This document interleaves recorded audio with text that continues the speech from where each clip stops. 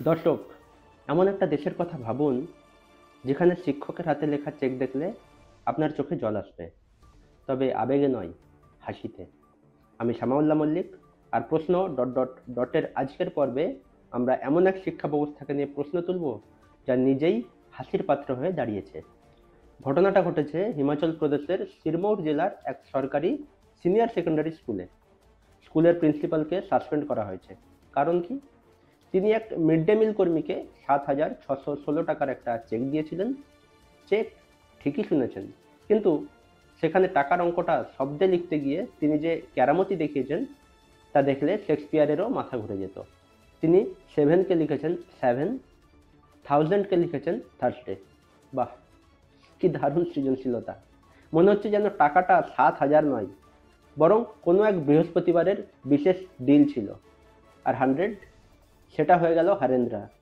সম্ভবত principal sir কোনো হরেন্দ্র নামের ব্যক্তিকে খুব শ্রদ্ধা করেন, তাই যেখানেই 100 লিখতে গেছেন সেখানেই তার নাম লিখে দিয়েছেন।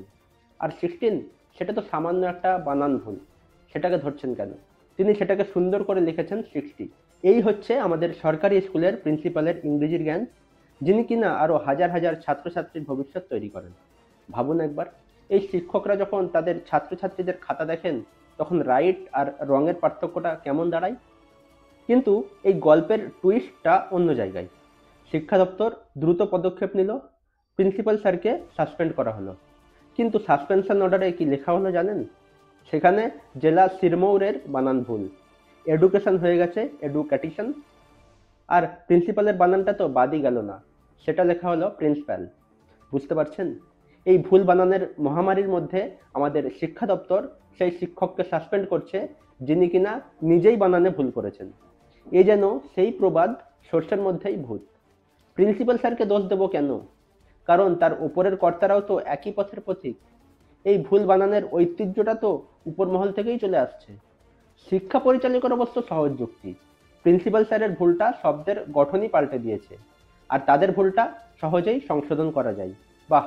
অর্থাৎ প্রিন্সিপাল স্যার জঘন্য কাজ করেছেন, আর আমরা যারা তাকে সাসপেন্ড করছি তাদের ভুলগুলো ছোটখাটো। একেই বলে ক্ষমতার ভুল আর অক্ষমতার ভুল। এই ঘটনা নিয়ে নেট নাগরিকদের সমালোচনা একদম সঠিক। তারা বলছেন, যখন সব বদলে যাচ্ছে তখন সরকারি স্কুলগুলো কেন বদলাতে পারে না? কেন আজও আমাদের দেশের সরকারি শিক্ষা ব্যবস্থায় এমন দৈন্যদশা?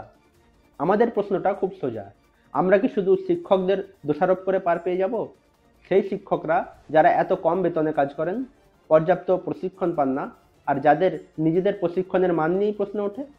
নাকি এই দায় নিতে হবে সেই শিক্ষা দপ্তরকে, সেই সরকারকে যারা এই শিক্ষা ব্যবস্থার ভিত মজবুত করার দিকে নজর দিচ্ছে না? প্রিয় দর্শক, আমাদের দেশের শিক্ষা ব্যবস্থা যেন এই ভাইরাল হওয়া চেকটার মতোই। বাইরে থেকে দেখতে একটা বৈধ ডকুমেন্ট, কিন্তু ভিতরে বানানের ভুল, হিসেবের গরমিল, আর ভবিষ্যতের এক ভয়ঙ্কর ফাঁক। শিক্ষা, শিক্ষক আর সরকারের এই গোলমেলে সমীকরণে সবচেয়ে বেশি ক্ষতিগ্রস্ত হচ্ছে কারা? আমাদের দেশের ভবিষ্যৎ প্রজন্ম।